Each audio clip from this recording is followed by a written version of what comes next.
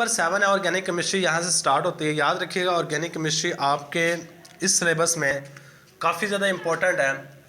आपका 80% organic chemistry में से पेपर आता है, ये बात याद रखनी है। ऑर्गेनिक केमिस्ट्री स्टार्ट होती है हमारे पास चैप्टर नंबर 7 से। चैप्टर नंबर 7 बिल्कुल स्टार्ट से अगर देखा जाए ना, ये 10th क्लास से रिलेटेड है। काफ़ी सारी चीज़ें वहाँ से इन्होंने उठा के दी हुई हैं। सबसे पहली बात आप याद रखिएगा कि ऑर्गेनिक कंपाउंड को ना आज से 200 साल पहले ये तस्वर किया जाता था कि ये सिर्फ़ और सिर्फ ऑर्गेनिक कंपाउंड्स जो होते हैं ये सिर्फ़ और सिर्फ लिविंग थिंग के अंदर बनते हैं। कहाँ बनते हैं? लिविंग थिंग के अंदर बनते हैं। मसलन जिंदा जानदारों के अंदर बन रहे होते हैं। वो जिंदा जानदार कौन कौन से हैं? ये प्लांट्स हो सकते हैं, एनिमल्स हो सकते हैं, यानी कोई भी जानदार एनिमल्स, और इसके बाद हमारे पास कोई भी बैक्टीरिया वगैरह, कोई भी जिंदा जानदार हो सकता है जिसके अंदर हमारे पास ऑर्गेनिक कंपाउंड बन रहे होते हैं। मैं आपको एग्जांपल देता हूँ ऑर्गेनिक कंपाउंड कौन कौन सी है। इंसान के अंदर, जिस्म के अंदर protein, lipids, carbohydrates, DNA, RNA, सारे के सारे ऑर्गेनिक कंपाउंड है। इसके अलावा इंसान जो भी चीज़ पहनता है, कपड़े हो, बैग हो, शर्ट हो, शूज़ हो, ये सारे के सारे ऑर्गेनिक कंपाउंड है। इसके अलावा इंसान जो चीज़ खाता और पीता है वो सारे के सारे ऑर्गेनिक कंपाउंड है, मास वाई वाटर के। पानी के अलावा जो भी चीज़ वो इंसान खाता है या पीता है वो सारी की सारी चीज़ें क्या हैं? ऑर्गेनिक कंपाउंड है। अब ये तस्वर किया जाता था कि ऑर्गेनिक कंपाउंड को सिर्फ और सिर्फ लिविंग थिंग के अंदर बनाया जा सकता है, और इसके लिए एक खास थ्योरी दी गई थी, उसको कहते हैं वाइटल फोर्स थ्योरी। क्या नाम देते थे? वाइटल फोर्स थ्योरी का नाम देते थे। अब वर्ड पे गौर करो, वाइटल फोर्स थ्योरी का मतलब क्या है? देखो, वाइटल का मतलब होता है अहम। क्या? अहम। फोर्स का मतलब होता है कुव्वत।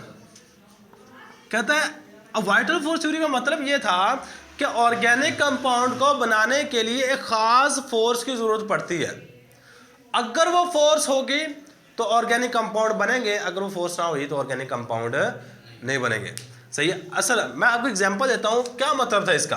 कहता है अगर मैं बात करता हूं ह्यूमन की, इंसान की, इंसान लिविंग थिंग है, इंसान के जिस्म के अंदर रूह होती है जिसको हम इंग्लिश के अंदर कहते हैं सोल।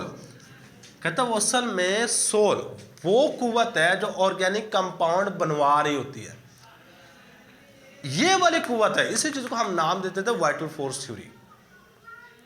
सही। और ये बहुत अरसे तक चलती रही है। सही। ये कंसिडर किया जाता था कि ऑर्गेनिक कंपाउंड को सिर्फ और सिर्फ जिंदा जानदारों में तैयार किया जा सकता है, मुर्दा चीज़ों में इसको तैयार नहीं किया जा सकता है, ना ही इसको लैब में तैयार किया जा सकता है। और can not B prepared in a lab. क्या? इसको हम तैयार नहीं कर सकते। कैन नॉट बी प्रीपेयर्ड, और इसको तैयार नहीं किया जा सकता इन लैब। ये किसके मुताबिक था? वाइटल फोर्स थ्योरी के मुताबिक ये चीज़ बड़ी प्रोमिनेंट थी कि इसको लैब के अंदर तैयार नहीं किया जा सकता, सिर्फ और सिर्फ जिंदा जानदारों के अंदर इसको तैयार किया जा रहा है। और इसी चीज़ को नाम दे दिया वाइटल फोर्स थ्योरी। अब कुछ अरसे के बाद में एक साइंसदान आया, एफ वुलर। सही है। इसके मुतालिक क्वेश्चन आ जाता है, what is vital force theory. Vital force theory का शॉर्ट क्वेश्चन बड़ा इंपॉर्टेंट है, याद रखिएगा। ये पास पेपर में बड़ी दफ़ा पूछा जा चुका है। What is vital force theory. आपने सिंपल सी बात करनी है। According to vital force theory, organic compound is only prepared in living thing, it can not be prepared in lab. This theory is known as vital force theory. अब वाइटल force थ्योरी को reject करने वाले, rejection of vital force theory, next हमारे पास चीज आ जाएगी, rejection of vital force theory. Vital force theory, ये हम नेक्स्ट चीज डिस्कस करने लगे। पहली चीज हमने वाइटल फोर्स थ्योरी होती क्या है इस चीज को डिस्कस किया है। अब वाइटल फोर्स थ्योरी किस तरह रिजेक्ट हुई है इस चीज को डिस्कस करने लगे। एक साइंसदान का नाम याद रखिएगा, एफ वुलर। ये वो साइंसदान है जिसने वाइटल फोर्स थ्योरी को क्या किया है? रिजेक्ट किया है। सही। अब इसने किया क्या था? सिंपल सा काम किया, इसने ना ह्यूमन यूरिन लिया। ह्यूमन यूरिन, आसान जबान में कहूँ इंसानी पेशाब लिया। पेशाब को लेके इसने क्या किया? गर्म कर दिया। ह्यूमन यूरिन लिया। यूरिन लेके, अब याद रखिएगा जो इंसान ह्यूमन यूरिन होता है ना, इसके अंदर एक केमिकल होता है अमोनियम साइनाइड। क्या होता है? नाम याद रखिएगा, अमोनियम साइनाइड। अब ये वो एलिमेंट है जो इनऑर्गेनिक होता है। क्या होता है? इनऑर्गेनिक। और इसका जो फार्मूला होता है वो NH4CN होता है। ये हमारे पास क्या है? Ammonium cyanide. ये बात सिंपल सी याद रखनी है। अमोनियम साइनाइड वो एलिमेंट है जो कि अमूमन जो ह्यूमन यूरिन होता है उसके अंदर पाया जाता है, और इसकी नेचर क्या है? इनऑर्गेनिक है। तो ये अब इस साइंसदान ने किया क्या कि ह्यूमन यूरिन लिया, इसको गर्म किया, गर्म करने के बाद हमारे पास जो नई चीज़ बनी वो यूरिया थी। क्या थी? यूरिया। और यूरिया याद रखिएगा क्या था हमारे पास? ऑर्गेनिक कंपाउंड था। क्या था? ऑर्गेनिक कंपाउंड था। अब इस बंदे ने ये काम करवाया कि इनऑर्गेनिक चीज़ ली है, लैब के अंदर उसको हीट करवाया, हीट करवाने के बाद यूरिया बनाया। यूरिया जो कि ऑर्गेनिक कंपाउंड था, इसने कहा आपने कहा है कि ऑर्गेनिक कंपाउंड को हम लैब के अंदर तैयार ही नहीं कर सकते। ये वाली स्टेटमेंट बड़ी प्रोमिनेंट थी। कहता मैंने लैब के अंदर तैयार कर दिया है। आपकी थ्योरी टूटी है। और उसके बाद इस थ्योरी को रिजेक्ट कर दिया गया। उसके बाद आज तक 10 लाख के करीब ऑर्गेनिक कंपाउंड तैयार हो चुके हैं। सही है? 10 लाख के करीब ऑर्गेनिक कंपाउंड की तैयारी की जा चुकी है। अब इसके लिए जो फार्मूला तो होता है ना, एक फार्मूला याद रखिएगा।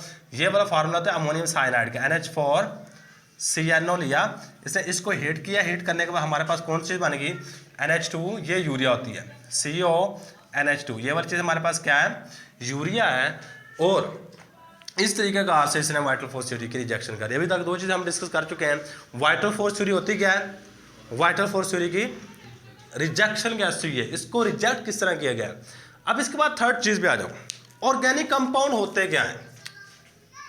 क्या ऑर्गेनिक कंपाउंड क्या होते हैं? अब याद रखिएगा ऑर्गेनिक कंपाउंड में ना एक चीज इसेंशियल है, ये होगी तो हम ऑर्गेनिक कंपाउंड कहेंगे, वरना हम इसको ऑर्गेनिक कंपाउंड नहीं कहेंगे। मसलन वो कौन सी चीज है? Carbon atom. Carbon atom is essential, ये लाजमी है। और इसके साथ क्या हो सकता है? Carbon atom is essential. इसके साथ और कौन से हो सकते हैं? Hydrogen atom and their derivative. And चलो जी मैं इसको कार्बन और हाइड्रोजन एटम, इस तरह के कंपाउंड का हम नाम देते हैं हाइड्रोकार्बन का। क्या नाम देते हैं? हाइड्रोकार्बन्स का। मसला मैं आपको एग्जांपल देता हूं। मेरे पास एक कंपाउंड ये वाला है, इसके साथ मैंने क्या किया? 4 हाइड्रोजन लगा दिए। क्या किए? 4 हाइड्रोजन। देखो कार्बन लाजमी है अगर आप ऑर्गेनिक कंपाउंड की बात कर रहे हो। कार्बन के साथ हाइड्रोजन होने चाहिए। कार्बन के साथ कौन सी चीज होनी चाहिए? हाइड्रोजन एटम का होना जरूरी है। किस चीज का होना जरूरी है? हाइड्रोजन एटम का होना जरूरी है। सो ये सिंपल सी बात आपने याद रखनी है। ये वाली चीज, ऐसे कंपाउंड जिसके अंदर कार्बन और हाइड्रोजन हो,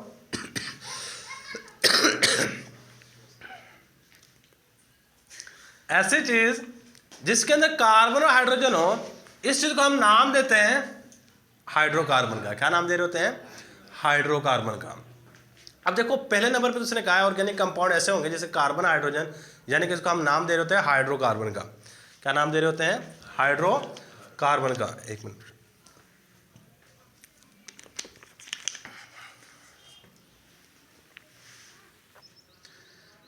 अब बात कर रहे हैं हम यहाँ पे हाइड्रोकार्बन की। ऐसे कंपाउंड जिसमें कार्बन और हाइड्रोजन हो, इस तरह के कंपाउंड्स को हम नाम देते हैं हाइड्रोकार्बन। अब इसके बाद देखो ऑर्गेनिक कंपाउंड की डेफिनेशन में ये दो चीजें तो होंगी। इसके अलावा एक और टर्म यूज करता है। इसके अलावा कौन सी चीज यूज करता है? And their derivative. And their derivative. अच्छा, डेरिवेटिव कहते हैं माखिज को। किसको कह रहे होते हैं? माखिज को। मतलब आपके पास कोई चीज है, उससे आगे नई चीज बनाना डेरिवेटिव है। मसलन आपके पास मैं एग्जांपल देता हूँ। आप फिजिक्स के अंदर यूनिट पढ़ते हो, एक होते हैं बेसिक यूनिट या बेस यूनिट, एक होता है डिराइव्ड यूनिट। मसलन आप कहते हैं जी टाइम का यूनिट है सेकंड, लेंथ का यूनिट है मीटर, वेलोसिटी का यूनिट है मीटर पर सेकंड। अब इस यूनिट को आप डिराइव कहते हैं। क्यों डिराइव कहते हैं? क्योंकि इन दो यूनिट के मिलने से बना हुआ है। सही है। अब ऐसी चीज जो किसी पहले वाली चीज के मिलने से बने, उसको डिराइव का नाम देते हैं। अगर मैं इसको डेरिवेटिव बनाना चाहता हूं तो आप यहां से एक हाइड्रोजन को निकालो, इसकी जगह में कोई दूसरी चीज लगा दो, ये डेरिवेटिव है। ये क्या है हमारे पास? डेरिवेटिव। इस तरह के कंपाउंड को हम ऑर्गेनिक कंपाउंड का नाम दे रहे होते हैं। कार्बन यहाँ पे इसेंशियल है, अगर कार्बन नहीं होगा तो उसको आप ऑर्गेनिक कंपाउंड का नाम ही नहीं दोगे। मसलन मैं आपको एग्जांपल दे देता हूँ, ये HCHO, अगर मैं इसको थोड़ा सा और इकट्ठा करके लिखूँ, ये किसका फार्मूला है, C+OH, ये एल्डिहाइड का फार्मूला है। किसका है, एल्डिहाइड। अगर मैं थोड़ा सा कंप्रेस करके लिखूँ, ये क्या बनेगा, CH2O बनेगा। सही है, CH2O है। कार्बन को यहाँ से निकाल दो, बाकी क्या बच जाएगा, कार्बन नहीं है तो ये ऑर्गेनिक कंपाउंड ही नहीं है, ये वाला ऑर्गेनिक कंपाउंड है, ये वाला ऑर्गेनिक कंपाउंड है, नीचे वाला ऑर्गेनिक कंपाउंड ही नहीं है।